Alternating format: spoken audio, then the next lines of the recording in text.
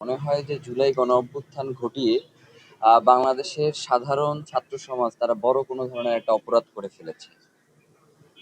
তো এই জুলাই গণ অভ্যুত্থানকে কেন্দ্র করে জাতিসংঘ থেকে যে প্রতিবেদনটা দেয়া হয়েছে, মানে শুধু এই প্রতিবেদনের নিরিখে যদি খুনি হাসিনা এবং আওয়ামী লীগের বিচার করা হয়, তাহলে খুনি হাসিনাকে অন্তত 100 বার ফাঁসি দেওয়ার জন্য এই বইটা যথেষ্ট। এবং আওয়ামী লীগকে আজীবনের জন্য নিষিদ্ধ ও দল হিসেবে আওয়ামী লীগের বিচার করবার জন্য আমার কাছে মনে হয় যে এই বইয়ের বাইরে আর কোনো ডকুমেন্টেশনের খুব একটা প্রয়োজন নেই। তো ইনকিলাব মঞ্চ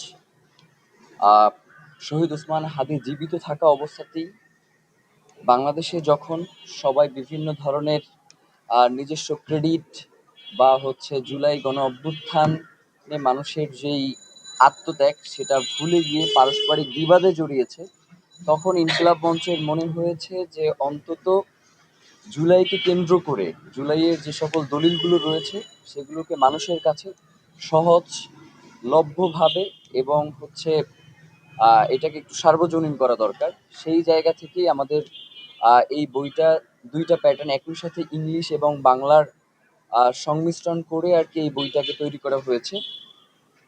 এবং এই বইটির ভিতরে এমন কিছু বিষয় রয়েছে যেগুলো আমাদের প্রত্যেকের জন্য জানা অত্যন্ত জরুরি।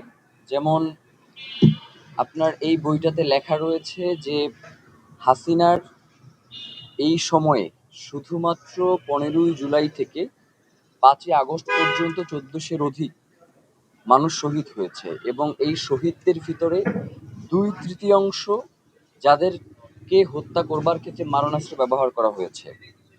এবং এই শহীদদের একটা উল্লেখযোগ্য অংশ হচ্ছে শিশু এবং নারী।